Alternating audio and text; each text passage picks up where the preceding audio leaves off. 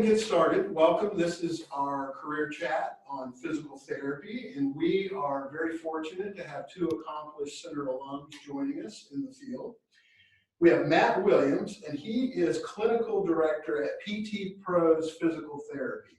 And you're in Danville, correct? But you're going to Lexington? Is that what's going on? So my wife and I live in Lexington, so I'm commuting 5 days a week, 45 minutes one way. But the plan is to move here soon, so we'll kind of see how things play out. But yeah, we're actually just over on the bypass, Hobby Lobby, TJ Maxx, Sleep Outfitters, Dollar Tree. We're in that same shopping center. Okay. And then we also have Chelsea Mills, and she is a pediatric physical therapist at Hands On Therapy, and she's in Danville as well. So thank you both for joining us, and Chelsea is going to kick us off. Okay. Well, hello, everybody. I'll probably just start, and if y'all need to have any questions, just stop me at any time. I kind of jotted down some notes, but I have a tendency to kind of talk in all different directions. So I'm a graduate of Center College. I graduated in 2006. And for me, I don't think I chose the field of physical therapy until my senior year. So just thinking that you all are even thinking about this path right now, I think you're probably a step above everybody else, because I was kind of late in the game. So after I chose kind of physical therapy my senior year, there were a few requirements that I didn't quite have. I was a biology major. And so I ended up taking a year off after I graduated and just tried to fill in some of the classes that I was missing, the requirements for PT school. And in that time, I think I took my GRE. That might be a requirement. Maybe still, I graduated, like I said, in 2006 and 2010 from PT school. So I've been out about 10 years, so some of my information might be a little dated. But that year I took off, I just worked at Baptist Health in Lexington as a PT tech. So I got kind of a year of experience just working firsthand with the therapists in a kind of the hospital setting plus an outpatient setting. And I think that was valuable. In my case, one, I think it gave me, I was kind of burnt out after center. 4 years of college, it was tough. The year off got me working, making some money, getting some experience, getting some of the observation hours that were required for PT school. And it just kind of probably gave me more confidence that this is truly what I wanted to do with my life. So I applied to several different colleges, applied and got accepted to University of Kentucky and the University of Evansville in Indiana, and that's where I'm from. So I chose to go back home for PT school, and the program there is about 3.5 years. So I did my PT school, and after I graduated, ended up getting married, and my husband was in the military, so we traveled a lot, and my work experience is kind of vast just because we were traveling so much and moving through the Army. So I've kind of done a little bit of everything. I've worked in an outpatient clinic, like a sports injury place. I did some hospital acute care. I also did some kind of hospital outpatient where we worked more with like chronic pain management. And then I went into pediatrics and did some like hippotherapy, horseback riding, aquatic therapy, and worked in the schools for a little while. Never really staying more than like 2 or 3 years because the military life is just different. We just moved all the time. And then eventually we were kind of stationed in Alabama for a while, but moved back to Kentucky. Worked at Baptist Health again. They kind of remembered me when I was a tech before PT school. So then I came back as actual therapist, which was kind of neat, and got to do some outpatient and inpatient there. And then finally came to Danville and did some pediatrics. That's kind of where I always felt like I wanted to end up. I really enjoyed working with the children. And I also do a little bit of PRN work in the nursing home with the geriatric population. So I've kind of jumped all over the place, but it's kind of neat because in physical therapy, I feel like that's a great value in our career. There's tons of different settings you can work in, and there's lots of information. I'm sure you maybe have already scanned like the APTA website. but they have a plethora of information about like what is physical therapy, what are the kind of the requirements to get ready to apply for school. Kind of talks about like grade point average and things that they look at in order to get into school. But landed on pediatrics, and I feel like this is probably where I'll be for the rest of my career. I enjoy still working with a geriatric population. I'll kind of do that on the weekends sometimes, but through the week I'm in the schools now, and so I go to Boyle County, Casey County, and then the Kentucky School for the Deaf. So each day is kind of a different school, and I'll just visit all the different schools in that district and work with the kiddos there, and absolutely love it. So it makes me happy that you all are choosing physical therapy or thinking about it at least. I know a lot of the students that we had when I worked at Kids Can Do, they'd come in as interns and they were thinking maybe physical therapy, but then maybe by the end of their internship, they may have switched to occupational therapy or speech therapy. I think that's pretty common too. Therapists in general are just kind of a same sort of people, like you're a people person, you want to help people. That's generally why you're interested in the field. But I mean, whether you become a speech therapist, occupational therapist, or physical therapist, I think all three of those careers are amazing and would give you lots of opportunity. I've never been without a job or had difficulty getting a job in the therapy. I don't know if that will change. I know there's different restrictions now with like insurance reimbursement, and that changes things as well. But I feel like the therapy career is one that you can go pretty much anywhere with. I don't know if I answered all the questions or if there was something I still need to touch on. No, that's a great start. That's a great start, and we'll keep talking. So if something else comes to you, Okay. feel free Yeah, to jump in. And thank you for that. you're very welcome. You're on, Matt. Okay, perfect. So again, my name is Matt Williams. I graduated from Center back in 2011. I was a BNS major, sociology minor, and I think that decision at the time didn't make as much sense to me in terms of how I could apply to physical therapy after the fact, because a lot of my PT classmates had exercise science backgrounds, so I kind of felt like I was at a disadvantage. But now I can honestly say it was probably one of the best decisions I've made. And I can elaborate on that a little bit later. But I actually played basketball for 2.5 seasons while I was at Center. Unfortunately, had a number of injuries there, which curtailed my athletic career. And that was one of the reasons why I kind of ventured onto this path in the first place. Just really enjoyed my time with TY and Jamie Gay, for those of you who have crossed paths with them. Even though they're more athletic trainers, they kind of pointed me in the direction of physical therapists who were able to rehab me to the best of their abilities to try to help me maintain as much as they possibly could, even though they were getting damaged goods from everything I was dealing with coming out of high school. So graduated from Center, pretty similar to Chelsea. I was kind of burned out as well. So I took a gap year, number one, for the reason of being burned out, but then number two, I also had a few prerequisite courses that I hadn't taken yet.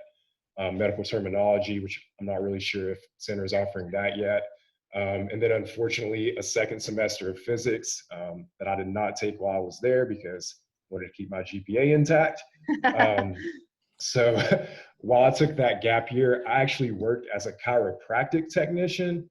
But for me personally, that profession just didn't resonate with me as well. So while I worked there, my supervisors were excellent and very gracious towards me, and they allowed me to go and shadow other healthcare professionals. So what I did was, for the course of probably about 6 months, I would spend roughly 2 to 4 hours a day with a different type of healthcare provider just to make sure this was going to be the right fit. Just because it is a pretty big life decision and you're going to make a pretty big time commitment and a financial investment. So one piece of advice I would give you all is just to shadow other healthcare providers, even if it's just for one day, so you can have a better idea of how you want to navigate things going forward. So I ended up applying to the University of Kentucky, Western Kentucky University, and then Bellarmine University in Louisville. Was fortunate enough to get accepted at UK. Finished there in 3 years, had a fantastic experience there. I'm more than happy to speak a little bit more to that while I was there. Have some excellent connections there to this day. So once I finished up there, I actually worked in Lexington, Kentucky with Court Physical Therapy. If anyone's ever heard of them, KORT, they're scattered throughout the state for about a year.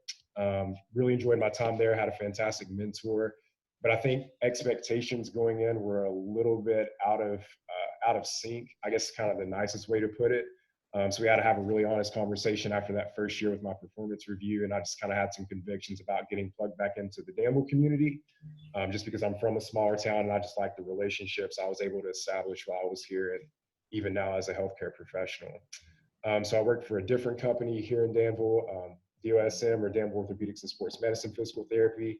Had a fantastic experience there. Was there for 2 years, and then I recently accepted a position here with PT Pros in Danville. Our company currently has, I think, 11 clinics in the state of Kentucky. Lexington's the newest one, and then our clinic here in Danville is the second newest one. Like I said before, really enjoyed my colleagues and coworkers at DOSM. Was just looking for a change again, and also a leadership opportunity as well. So I am the clinic director here, which comes with a lot more responsibility than just being a staff physical therapist. But it's just a really great privilege and opportunity if you enjoy leadership and kind of managing some other aspects of the profession beyond just seeing your clients. That could be a role that you may want to look into. I guess other things I'm doing besides this, I actually kind of wear several different hats. So I also teach an elective course for the University of Kentucky. It's called Bridging the Gap Intro to Performance Rehab. So what I try to do is just lay out some theories, but also some application for how I think we as therapists sometimes could be a little bit more intentional in bridging that gap between rehab and performance. So I think we do a really good job of helping people with pain, getting their motion better, getting them stronger. But when you have those higher level clients, how are we more intentional with communicating with their athletic trainers, their strength coaches, their skills coaches in terms of where they're at in their rehab process, whether they've had an ACL procedure or if it's back pain or something like that. And so just looking at some things that you might not get as much in PT school. So like teaching people how to deadlift, squat, functional carries, overhead pressing mechanics, working on things like speed and agility, plyometrics, so those other performance aspects. But what I've recently figured out too, though, is that can also apply to anyone you see walking across the door. So functional can be whatever's important to that person. So as an example, I had a lady today for an eval. She's in her early 60s, but she was here for back pain. But one thing that was important to her was being able to carry and lift her granddaughter. So even for someone like her, I think it's appropriate when the time's right to work on maybe a modified version of a deadlift or maybe a modified version of a carry. Therefore, it has better carryover, no pun intended, going into things that have to occur outside of the rehab setting. So I kind of do that with UK. I'm also a mentor for pre-physical therapy students and physical therapy students. So if any of you are interested in shadowing or hanging out or want to pick my brain on anything, I'm more than glad to have you all here. So yeah, that's pretty much it on my end. You guys have questions? Come on, this is your chance. Mr. Williams, Yeah. for the BNS major, did it, like, you kind of talked about like having an advantage, like going to PT school, not having like a biology or exercise science major. Yes. Elaborate on that. Yeah, absolutely. So I think one thing I really struggled with graduating from PT school and in my role as a clinician was thinking, number one, I had to fix everybody, but then number two, getting so wrapped up in like their diagnosis that I kind of missed the fact that this was a person at the end of the day. So just because someone's walking through the door with shoulder pain doesn't mean you treat them the exact same way that you would the next person that walks through the door with shoulder pain. So I think my BNS background helped me to navigate the other contextual factors that come into play and understanding who this person is as a human first, and then kind of looking at it from the diagnostic perspective, almost like a secondary thing. So as an example, if you had like a single mom who's working 2 jobs, like, you know, maybe it's not feasible for her to come in 2 or 3 times a week for the next 6 weeks, like her doctor's suggesting for her shoulder pain. And then maybe that means that you try to get her to come in once or twice a week.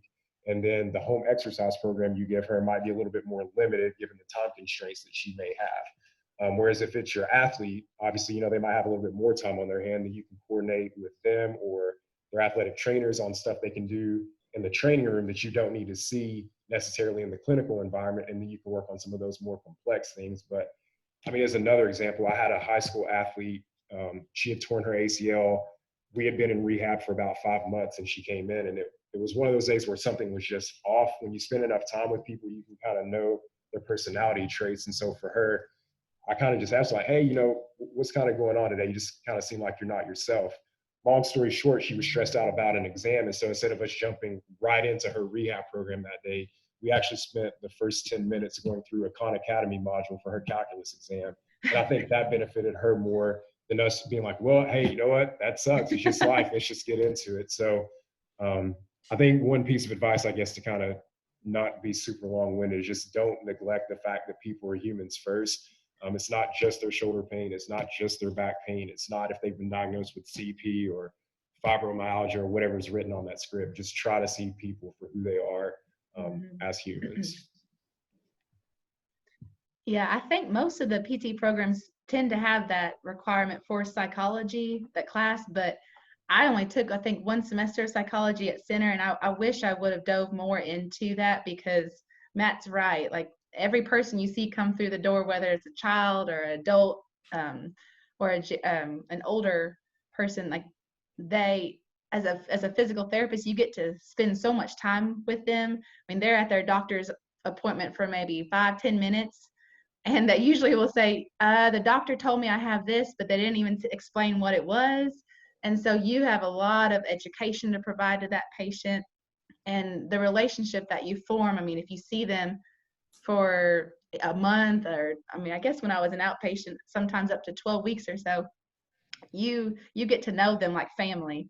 And they do come in and they kind of almost become like their counselor and you're listening to all of what's going on in their life. And so that's a really big aspect too. And I think you get better outcomes regarding your physical therapy when you connect with that person and build that trust. I have a question. So if I have to take my potential gap year, would you say that working as a PT tech is like a definite must do? That's a good question. I don't want You were to taking Chelsea? Well, I was just going to say, I don't know if it's a definite. I think they do probably put a lot of weight into like getting those observation hours. And if they were looking at 2 candidates who had pretty similar GPAs, pretty similar GREs, but this person has much more experience. I mean, I don't know. There's a lot of different factors into getting into PT school. You've got the interview. But I think for me personally, I guess I needed that time to make sure, like Matt had said, PT school is a big investment financially, even like socially. And all I did in PT school, I believe, was just study. I went to class and I went to the library. My life centered around PT school. At Center undergrad, I was able to play basketball and, you know, be involved in different activities. But in PT school, that's what I did. I did PT Monday through, I mean, all 7 days a week. It was difficult. I joke around now, but I feel like I'm starting to wear glasses now because of PT school and the strain of studying. I got chicken pox in PT school. I had chicken pox as a kid, but they said my immune system was so suppressed, I guess, because of the stress of PT school.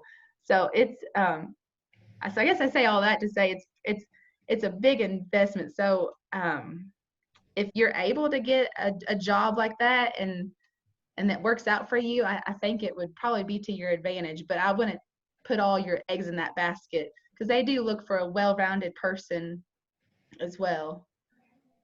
Thank you. Yeah, I'll echo what Chelsea said, because I think even for me, and I'll just be completely transparent with you all, it was more of a pride thing because it was really hard for me to know I'd spent 4 years at Center to get this bachelor's degree to go home and take a job that barely paid minimum wage, while all of my other friends are like getting these big corporate jobs and these big internships. I'm like, oh, I'm just home like still living with my parents with this bachelor's degree and barely making above minimum wage, being a chiropractic tech. So obviously money's not everything at the end of the day. Kind of to Chelsea's point, if you need that experience, it's definitely worth getting, especially knowing too that that's one of the things they're going to look at. They'll have certain observation hours that they require anyway. So you can almost kill two birds with one stone if you did have a tech position to also get those hours, but then to also get paid for it as well.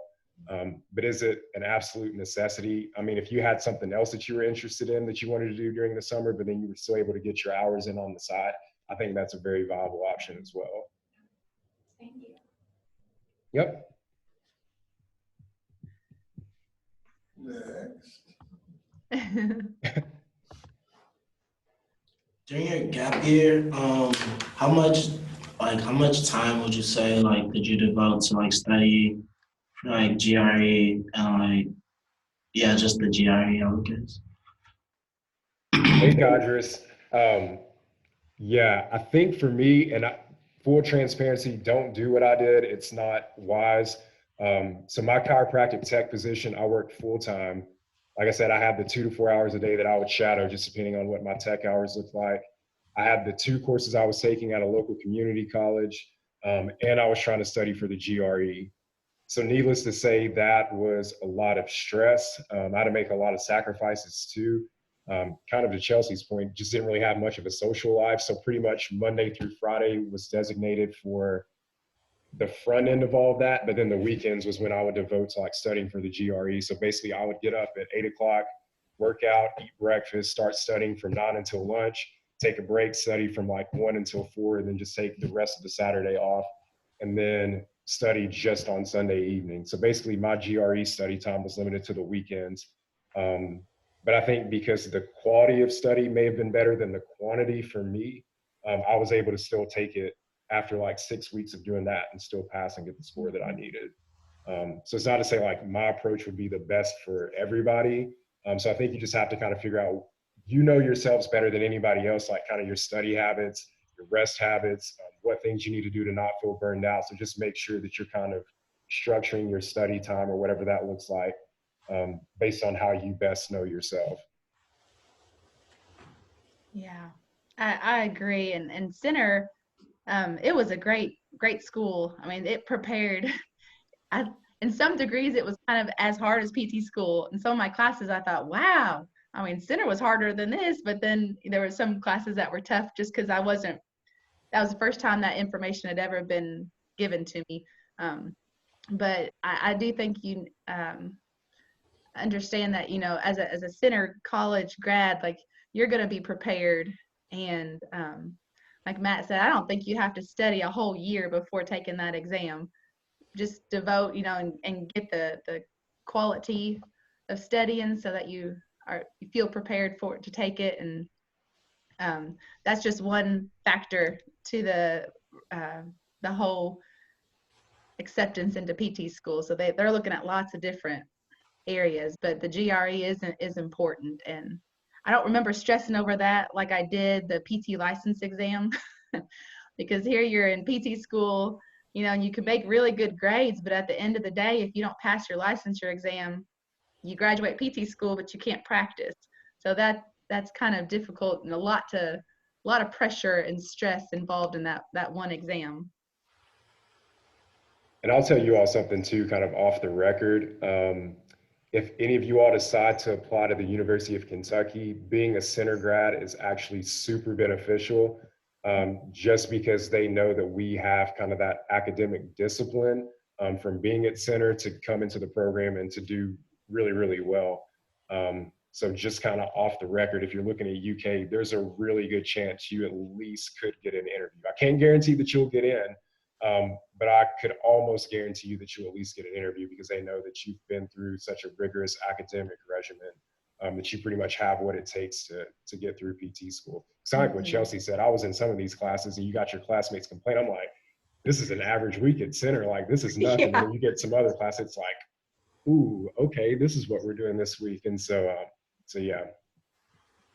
Yeah, I think my class at University of Evansville, they accepted 40 students and we graduate about 33. So over the course of the 3.5 years, we lost we had 7 students, but the majority of those students kind of fell out through like gross anatomy class and our neuro class. Those were the two seemed to be the toughest, and most of those students just kind of took that rest of the year off and then went back in, kind of fed back into the program. I wish, you know, in some degree, I do appreciate the value of that gap year, but looking back at now, you can see how most of the programs now are like you can do 3 years of undergrad and then just direct entry into PT school. So I mean, you're talking about 6 years versus 7.5, and that's quite a bit of money and time that you save if you're really confident that that's what you want to do and you have the discipline to go 6 years straight. That's awfully tough, but a lot of programs you can look into that and see if that's an option for you maybe.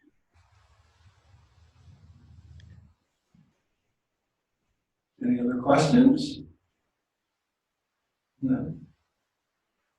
I have a question. See, this is what happens when y'all don't have questions. I'll start asking questions. So what do y'all find to be the most challenging aspect of being a physical therapist or the field in general, you know, things that are going on? That's a good question. I think one big one for me, and maybe this is me being too heavily invested with my BNS background, is accepting the fact that like you can't help everybody. There are just certain hands that you're dealt with. I mean, not even in PT, I would even say as a healthcare provider that you just can't win. And it's being okay with that. You'll meet so many different people from so many different walks of life with so many different personalities and so many different needs that, again, at the end of the day, because that's such a complex thing to look at in totality, it's really tough to accept the fact sometimes that there are just some people you can't help. And unfortunately, I am that person that perseverates on things like that. Like, I'll be honest with y'all, like I journal about like, hey, big wins on the week and big losses on the week and things I could do better. And, but it's really tough to come to grips with that. And, you know, not to throw like PT schools under the bus by any means, but I think sometimes they don't convey that message as honestly as they could. So they kind of just set you up to think like, hey, here's this condition and here's how you treat everybody with it. And they're all going to get better and you're going to be an awesome PT. But there are going to be some days, I mean, I actually had this happen like recently where it's just like, how did I even get my degree? Like, but it's okay to like be at that point. It's okay to not be okay and to not be able to help every single person there. But I think having a little bit of humility can go a long way too, to reach out to other colleagues to kind of pick their brains, or maybe it means you refer them to somebody else that might be better equipped to treat that person. So I think that's probably one of the biggest challenges for me, at least this early on in my career. I've only been out for about 4 years now, but. Yeah, I think along with that as well, it's challenging because I know I'm first year in the school system, so I'm still trying to figure out how schools work.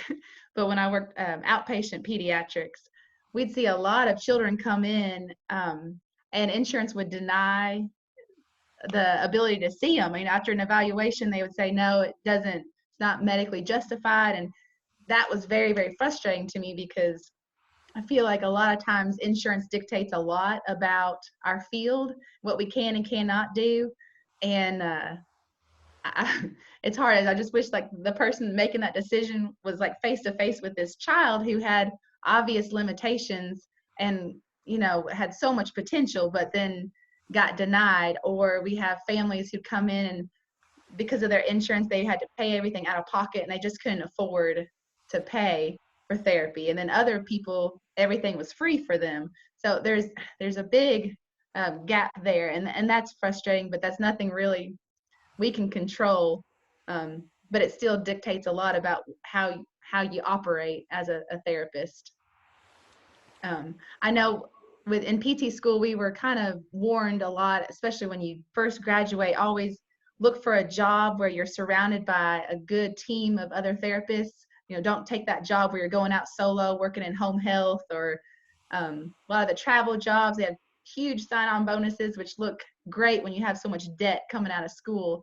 But I definitely would recommend finding a place that that had definitely mentors that you could go to, because I mean, I'm 10 years out, but I'm still pulling even occupational therapists, speech therapists, and be like, hey, this, you think you've seen everything, but you haven't. Like, there's always that kiddo that just doesn't quite fit what you've studied in school. School gives you a great background, but once you're out, nothing is ever black and white. It doesn't ever go textbook. And so just accepting that and being okay with that, something I kind of learned over the years. Last chance for you guys to ask questions. Dr. Williams, I have a question about, like, I love functional fitness, like I love reading about it and learning more. Could you talk a little bit more about how the PT career has, like, embraced those changes and that knowledge? Ooh, that's a really good question. Yeah, there are a lot of layers to this, and I could definitely get on a soapbox about it, but I'll kind of give you the SparkNotes version instead. So I think there are two sides of this coin, or two sides of this pendulum. You have some folks who, for whatever reason, I'm trying to do a better job of like extending grace and trying to understand where other people are coming from their perspectives, who might be a little bit more, we'll just call it for what it is, modalities heavy, more of the passive interventions versus like other forms of active intervention would have kind of been time tested, so to speak, in terms of what the research says gets our clients the best possible outcomes. So when you have folks that have had certain belief systems instilled in them so long ago and they've been practicing for so long, sometimes it can be a challenge in and of itself to come in and say, hey, maybe we should have a little bit of a paradigm shift here in how we've been approaching things. And even me being 4 years out, I kind of have those moments now with even some of my students, which is totally fine. But I think, I keep coming back to like this humility piece. There has to be enough humility from both parties involved. Number one, those on the receiving end to be open to learning more about the functional side of things, but also those who are delivering the message. I'm not saying such a BNS major right now, but those who are delivering said message that can convey that in a way. I don't know. My wife always uses this phrase, like, you have to earn the right to be heard. So I think sometimes, especially when you look at social media, kind of be like a sounding board, people kind of just put things out there and things kind of get taken out of context. You can't read nonverbals and things like that. That's why we kind of have almost these tribes now in a way. If you're kind of, in the audience, just kind of looking in the PT social media world, either somebody's like super modalities heavy and they stick to their guns, or somebody's super exercise heavy and you should never do manual therapy and you should never do modalities, and they kind of stick to their guns. But I think for me personally, I found that there's a time and a place for both. But again, the thing that tends to get the best long-term outcomes is trying to push more for those active forms of intervention. It's not that I myself am opposed to modalities. Again, I'll be honest, it's about 10% of what I do in the clinic, but there's still a time and a place for it. And so in approaching those conversations with your colleagues, I think number one, you have to make sure that they're open to it first and foremost, but then number two, you have to be intentional in how you deliver that or convey that message. And then two, sometimes if that's not working, then you can kind of lead by your actions. So if you're getting better buy-in from your clients, they're finding more value in what you're providing, you're also getting better outcomes, then at the end of the day, you can't argue with results. So I don't know if that answered your question, because I kind of touched on so many different things. But like I said, I have a whole, like, ironically, the first class session we have for that elective course at UK, I spent about the first 30 minutes like unpacking all of that. So what we talk about is just, we call it the respectful challenge. So number one, knowing that the other party is open and receptive to hearing what you have to say, but then number two, packaging it in a way that can make them understand, but they don't feel like they're being undermined, if that kind of makes sense. Thank you.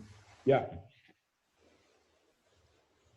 Chelsea, did you want to chime in at all on that one, or no pressure, just.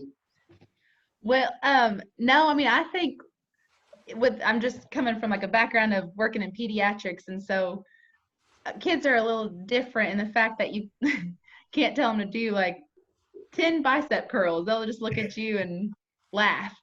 So for me, the challenge is incorporating some sort of functional movement into like play. We do a lot of play. My husband acts like all I do is play all day with kids. I don't have to go to the gym anymore because I'm down squatting, rolling around, jumping. But a lot of still, like, I've had a few high schoolers come and just want to kind of see what I'm doing. And it's like, I had this one student yesterday, they were just up against the wall with their legs out. We were doing like a kind of a long hamstring stretch, but I was having him weight shift to his weaker side and cross midline. We were just doing this puzzle activity. And I know for the high school student, they're kind of like, what are you doing? Like, this looks so easy. But I was trying to explain to them there's a deeper, like, why I choose the activities that I do.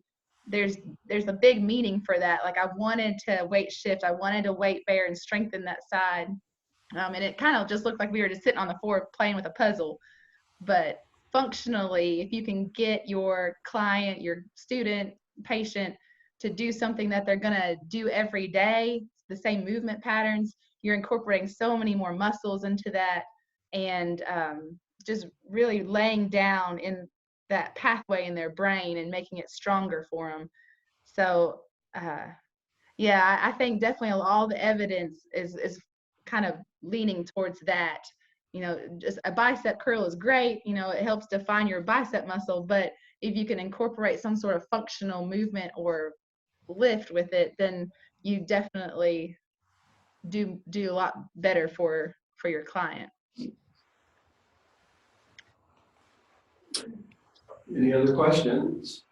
Dr. Mills, how has your shift been from Kids Can Do to you're at hands-on therapy, right? Uh-huh. How's that been, the shift? I have really enjoyed it. And so, you know, part of the reason that I have worked in so many different spots is because my husband was military and we moved a lot. But there was a time too when my husband was still in school. And so throughout our early marriage, I was kind of more of the provider. And so I kind of always worked full time.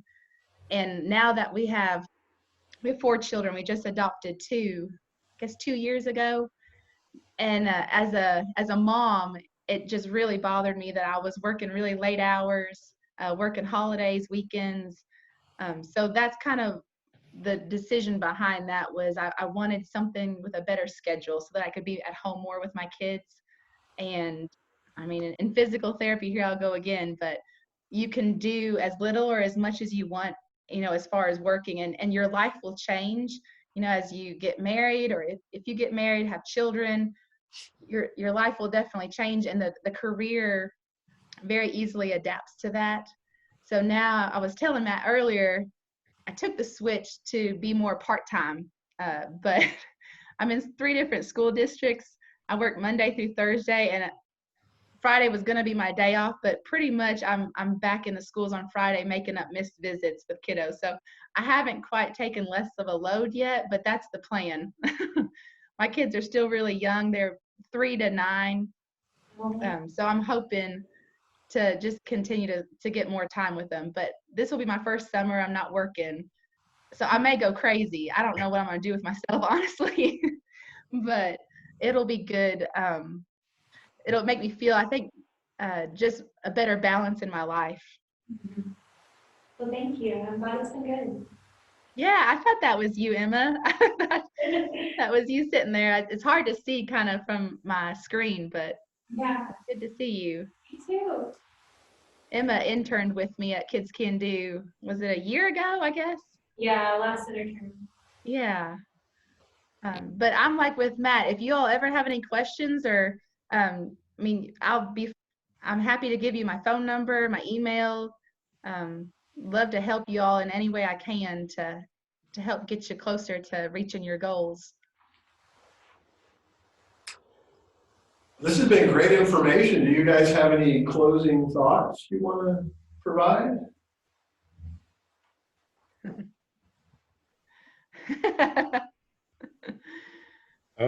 I guess if I just leave like 2 pieces of advice,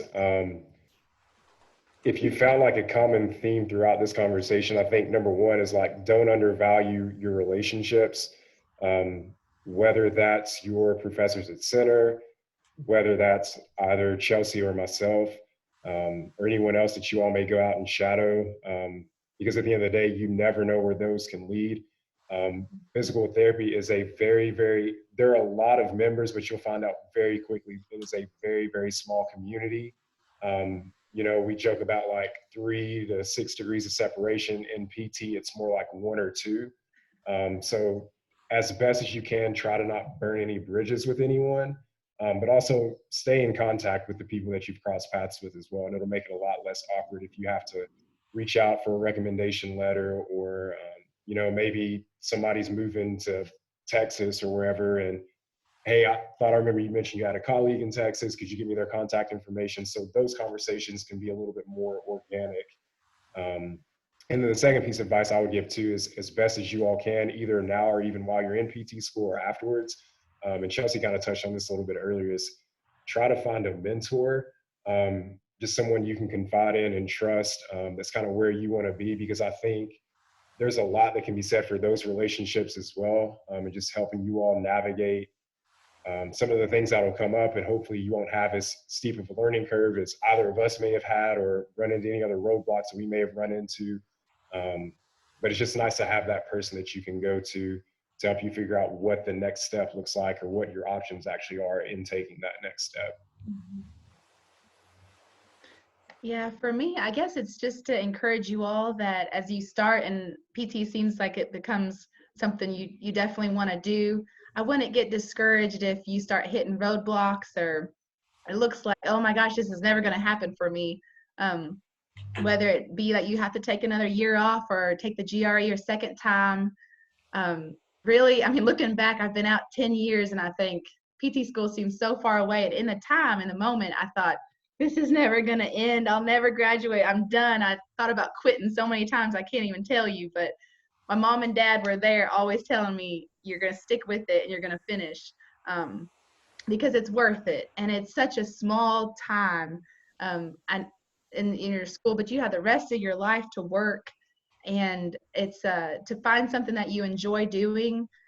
I mean, the therapy is such a great career because it allows you to have a good life and provide for your family, but it also gives you so much rewards, just seeing how you've been able to help people in their own life. And so the little roadblocks that you might be facing right now, just persevere, stick through it, and I would definitely not let them slow you down, because there's plenty of PT schools across the nation. You don't have to go to a certain school that your friends are going to. PT school is PT school. You go, you graduate, pass your licensure, and you're just like a PT like everyone else. So I love it that you all are excited about it, and I just wouldn't want you all to get discouraged and kind of give up early on, because I know it's a lot probably harder to get into PT school than maybe when Matt and I were going.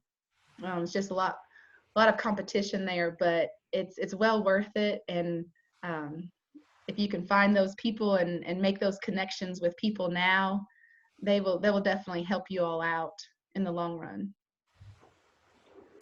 Thank you both for your time. You're welcome. Thank you.